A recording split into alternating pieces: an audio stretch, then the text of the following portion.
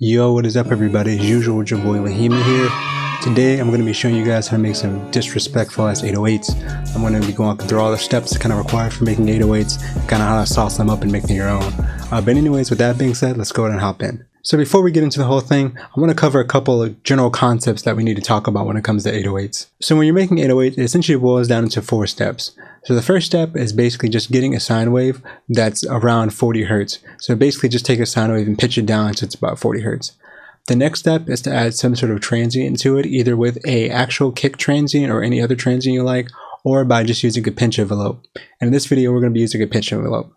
The next step is to distort the sound or saturate the sound. Either one is fine. It achieves the same effect, which is giving you more high frequencies so that the 808 will actually be heard on smaller speaker devices. And in my opinion, this is probably the most important step. You really want to make sure that your 808 has a whole bunch of content above 1000 Hertz. The reason why is that smaller speakers can only produce frequencies above about 60 Hertz, and most 808s are usually about like from 60 to 30 or so. So if your 808 doesn't have a lot of content above 1K, it won't be able to be produced easily by the speaker and thus heard by the listener. And the next step is equally as important, which is throwing on a limiter on the 808, which is either hard clipping or soft clipping. Either is fine, it's up to your choice. But the main concept behind this is that bass frequencies at different pitches will actually produce different volumes. So by adding a limiter, we're assuring that the volume is consistent no matter what pitch is being played by the 808. Now, since we got all the conceptual stuff out of the way, let's get into actually making this thing. So what I've gone ahead and done is just pulled up Operator in Ableton, and I'm just going to be using it to produce a sine wave. And keep in mind, guys, you can use whatever synth you want to produce a sine wave. It really doesn't matter. As long as it's a sine wave, that's all we really care about.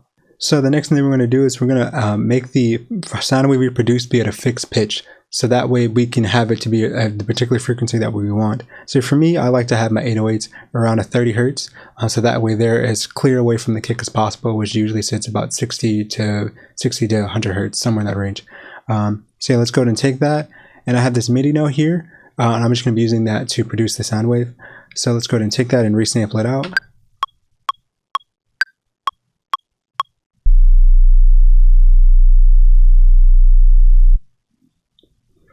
Alright, dope. So now we got our clean sine wave. And then what I like to do from here is just chop off the little ending part that we don't need. Then take that and throw a fade on it. So that way we kind of have a nice release to it, and then consolidate it. One thing to keep in mind too when it comes to 808s is that if you're doing any super long glides or anything like that, having a longer 808 is usually much more beneficial because you're not going to have any artifacts as it's gliding. So that's why in this case I basically made the 808 about a bar long. So the next thing I'm going to do is I'm going to take the 808, open up an instance of sampler, and chuck the 808 into sampler. So what we're going to be doing next is adding a pitch envelope. So the whole purpose of the pitch envelope is to add an initial transient to the 808 so that way it's a lot more punchy and thumpy. So to access the pitch envelope and sampler, all I have to do is go over to controls, click pitch, and this is the pitch envelope. The first thing you probably want to do is shorten down the decay to be about somewhere around 150 to 200. That's where I kind of found is generally the sweet spot. So I'm going to set it to about 170. And then here what we're going to be doing is we're going to be adding the actual knock or kind of the punch of the 808 by adding in, bring this down, adding in the amount here. So the more amount we have, the more of the click we're going to hear. So for a good example, so you can hear that's pretty pronounced. If I boost it all the way, it's super pronounced. So you want it kind of somewhere in the middle. So about 36, 37 is where I find it to be pleasant and not too aggressive. The next thing we're going to be doing is adding in some distortion so that way our 808 can be heard on smaller speakers. So from here, you can really use whatever saturation or distortion or whatever you want to produce the higher frequencies. It's really up to you. I'm going to show you the 2 ways that I usually use. The first one is going to be using Ableton's glue compressor. So Ableton's glue compressor has one really handy feature, which is a soft clip feature. And basically what it does is that when the input signal reaches a volume above negative 0.5 dB, it's going to produce distortion in the signal. And that distortion can be cranked up by cranking up the makeup gain. So that's exactly what we're going to be doing. So I'm going to just throw an EQ before and after so we can see the change in the 808. And let's see. Just going to loop it real quick.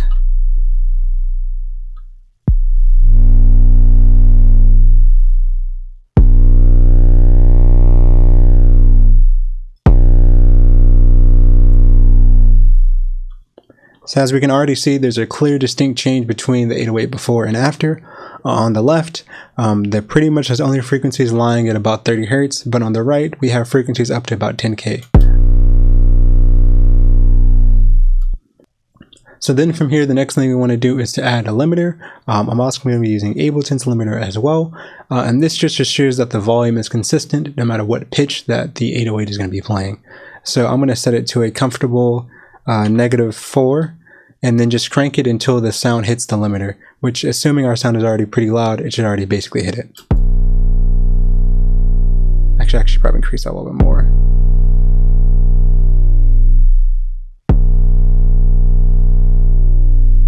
So a few other helpful tips of 808s that you can do to kind of make them your own is adding in your own transient to the beginning, not using the digitally synthesized one. You can do that by kind of chopping out the initial click of a kick or any basically transient that you want.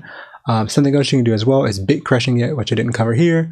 That will make it sound super crazy. And also what you can do as well is add a compressor on your master so that whenever the 808 hits the master compressor, it essentially causes the whole track to distort if it has a soft clipping feature.